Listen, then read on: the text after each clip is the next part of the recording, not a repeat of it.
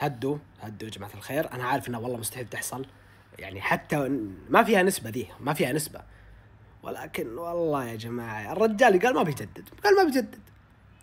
تخيلوا بس، انتوا تخيلوا، انا ما قاعد اقول بيجي ولا جلسة مصدر، دحين بيجيني واحد في التعليقات يقول لي يا اخي كلامك كذب، اخي ايش دخلني انا؟ قاعد اقول تخيلوا تصير.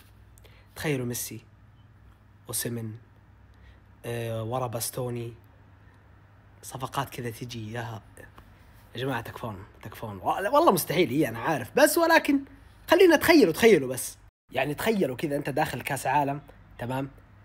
بونو، تومبكتي، باستوني،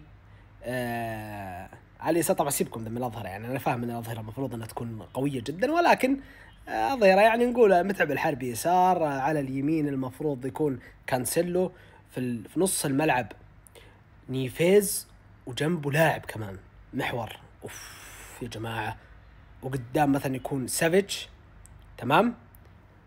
او لا، ليش سافيتش؟ اشوت سافيتش، حط ميسي، وعلى اليمين نقول مثلا جناح يمين قوي في مهاجم اوسيمن، وعلى اليسار مثلا لياو، مثلا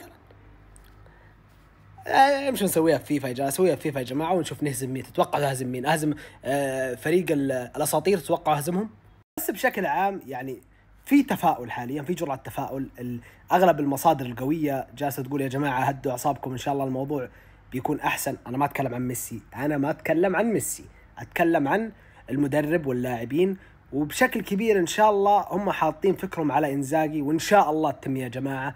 انا فاهم الناس اللي رافضه متخوفه من فكره الدفاع، لكن والله ان يجيك انزاجي ولا يروح لاي احد ثاني في الدوري السعودي، لانك حتكره حياتك، انا متاكد والله.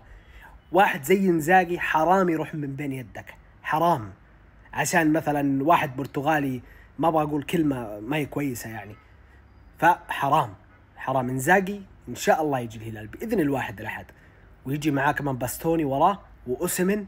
أوب.